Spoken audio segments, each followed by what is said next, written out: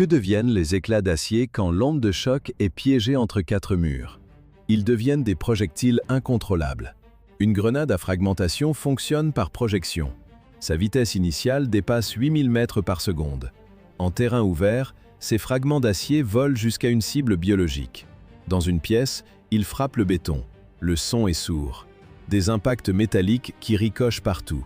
Le mécanisme devient une menace. Les éclats déviennent sur les murs, le sol, le plafond.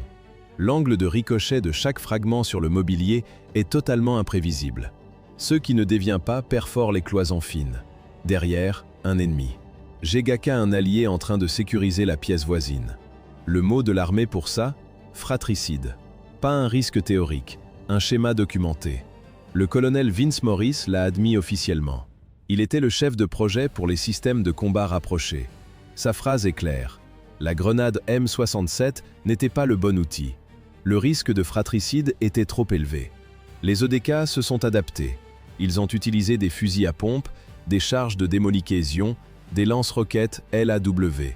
Contourner un problème n'est pas le résoudre. Un seul explosif pouvait traverser 2, parfois 3 cloisons intérieures. Cette anomalie physique devient un problème de masse. En novembre 2004, opération Phantom Fury. 12 000 Marines et soldats sont projetés dans le labyrinthe urbain de Fallujah. La ville ne couvre qu'environ 11 km², une densité de troupes critique. Pour les forces américaines, c'est la plus grande bataille en zone urbaine depuis la ville de Hue, en 1968. Ici, l'architecture elle-même devient une arme. Chaque mur en béton, chaque ruelle, chaque pièce fermée retourne la fragmentation de la grenade contre son propre utilisateur. Le problème n'est plus théorique, il est tactique. L'ennemi a eu des mois pour fortifier la ville. Les insurgés ont percé des trous dans les murs mitoyens, reliant les bâtiments. Ils ont piégé les portes. Ils ont conçu des positions de tir pour canaliser chaque assaut dans une zone de mort. L'ironie est totale. Pour nettoyer ces pièges mortels, l'outil parfait existait déjà dans l'arsenal américain. La grenade offensive Mark 3A2. Conçue pour le combat en espace clos, là où la M67 était inefficace. Mise en service en 1968. Dès 1975, son usage est totalement interdit. Pourquoi cet outil, idéal pour nettoyer les bunkers, est-il resté des décennies à pourrir sur des étagères? La réponse est un seul mot, amiante. Son corps contenait des fibres d'amiante, un agent cancérigène avéré. Les soldats ne pouvaient pas s'entraîner avec, pas la recevoir en dotation, pas la déployer. Elle reposait dans les inventaires. Des caisses poussiéreuses sur des étagères lointaines, un objet techniquement présent mais fonctionnellement disparu. Son rôle n'était pas rempli. Pendant ce temps, l'armée continuait de distribuer la M67, pour tout.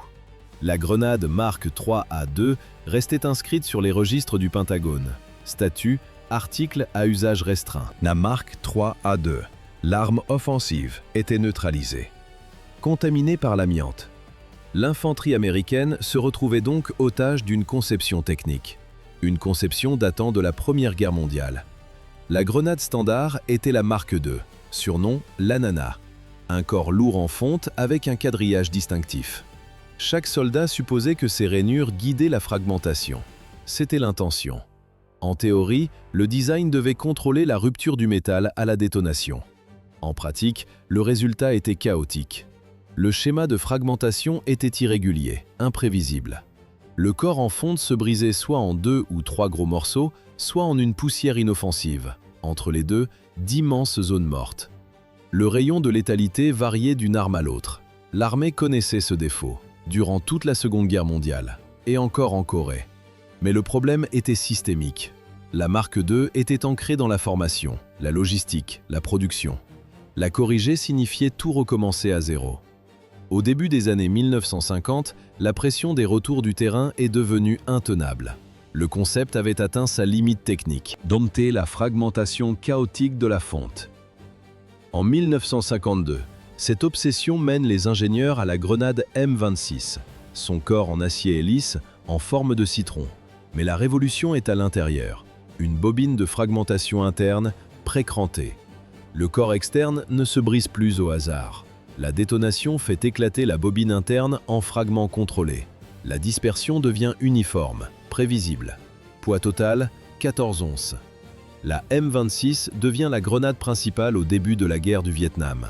Mais la jungle dense expose un nouveau défaut, mortel. Les branches et les lianes accrochent la goupille de sécurité. Des accidents surviennent. L'armée réagit. La lignée d'amélioration continue, M26A1, M61, puis la M33.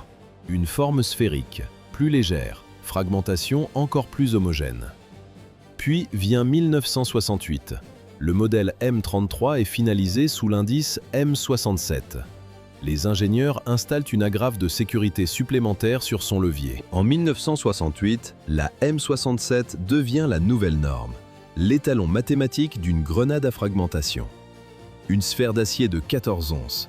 Comment forcer 6,5 onces d'explosifs à produire un rayon létal identique sur des millions d'unités? La réponse est chimique, purement mécanique. Le soldat arrache la goupille, le levier s'éjecte. À l'intérieur, l'amorce chimique grésille. Un compte à rebours de 4 secondes, puis la détonation.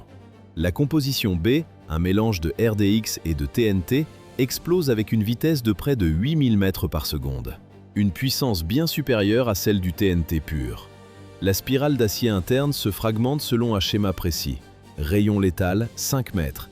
Rayon de blessure, 15 mètres. Une zone de destruction contrôlée. Pourtant, ces fragments peuvent parcourir 230 mètres. Cette performance est stable, qu'importe le climat ou le lot de production.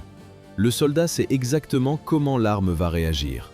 La fusée de 4 secondes est un calcul précis, assez long pour lancer et trouver un abri, trop court pour que l'ennemi puisse la renvoyer. Cette zone de destruction de 15 mètres, parfaitement calibrée, a fait de la M67 l'outil unique de l'armée américaine.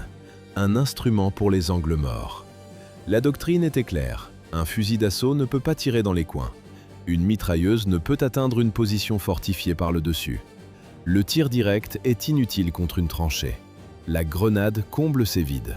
L'espace entre le dernier abri et la menace suivante. Au Vietnam, son usage est systématique. Nettoyage de bunkers, combat de tranchées. Une offensive dans la jungle où la visibilité se mesure en mètres.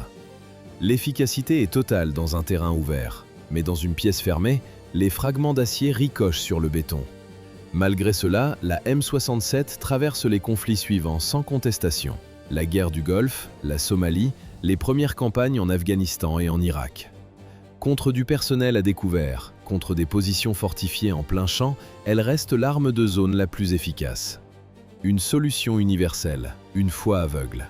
L'arme parfaite pour les rizières créait un angle mort tactique dans les villes. Pour résoudre l'équation des boîtes de béton irakiennes, les ingénieurs du New Jersey ont dû repenser le concept même de l'explosion.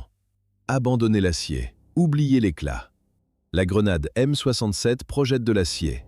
L'acier perfore les murs. La nouvelle grenade, la M111, crée une onde. Une onde ne perfore pas, elle contourne. Comment neutraliser une cible dans une pièce fermée sans endommager la cloison en plaque de plâtre juste à côté? La réponse est la M111. Développée au Picatinny Arsenal dans le New Jersey, la même institution qui produit les munitions américaines depuis 1880. Sa létalité repose sur une théorie différente, pas la fragmentation. Le blast overpressure, la surpression d'explosion. Au moment de la détonation, le corps en plastique de la M111 ne se fragmente pas. Il est instantanément vaporisé, zéro éclat. À la place, une vague de force pure se propage. Dans un espace clos, une pièce, un tunnel, un bunker, cette onde n'a nulle part où aller. Elle ricoche sur les murs, se compresse depuis plusieurs angles à la fois. Le résultat n'est pas une blessure par perforation, c'est un barotraumatisme. La surpression déchire les organes creux et les alvéoles pulmonaires, mais les structures physiques restent intactes. L'onde de pression ne traverse pas l'obstacle. Elle sature le volume. Elle se propage dans l'espace, pas à travers la matière. 10 mars 2026, le Pentagone valide les travaux de l'arsenal de Picatinny. Une nouvelle grenade à main létale est approuvée, la M111. Normalement, l'adoption d'une telle munition prend 5 à 10 ans d'essai, un cycle bureaucratique lent, systématique. Mais ici, le verdict tombe. Pour la première fois en 58 ans, l'équipement standard du fantassin est modifié. Les communiqués officiels sont formels. La grenade à fragmentation M67 n'est pas remplacée. Elle n'est pas retirée du service. La M111 est un ajout, pas un substitut. La sphère d'acier, en dotation depuis 1968, demeure la grenade principale de l'armée américaine. L'arrivée de la M111 High-Tech signifie-t-elle la fin de la sphère d'acier à fragmentation? La réponse est non. La solution du Pentagone n'est pas le remplacement, c'est la symbiose logistique. Sur la ligne de production, deux corps avancent. D'un côté, les sphères d'acier de la M67. De l'autre, les cylindres en plastique de la M111. Une machine unique visse les mêmes détonateurs sur les deux châssis. Un seul processus. Une seule chaîne de montage pour deux armes aux fonctions opposées. L'unification des mécanismes d'amorçage économise des millions de dollars. Pas de rééquipement des lignes. Pas de formation entièrement nouvelle. Dans la même poche de gilet de combat, la sphère et le cylindre. Deux formes, deux physiques, deux usages, une seule logique. La M67 a servi pendant 58 ans. Son explosif, la composition B, et sa philosophie de fragmentation tracent leur lignée jusqu'à la M26, portée pour la première fois en Corée. Le problème n'était pas son efficacité, c'était son universalité forcée. Les ingénieurs n'ont pas créé une meilleure grenade, ils en ont créé une seconde. M67 pour les terrains ouverts, M111 pour les espaces clos. La fonction est divisée, la létalité est spécialisée. Avant l'emballage, le contrôle final. Le mécanisme est absolument identique. La même goupille, la même cuillère, le même délai. Un cliquetis métallique. Le couvercle du caisson se referme.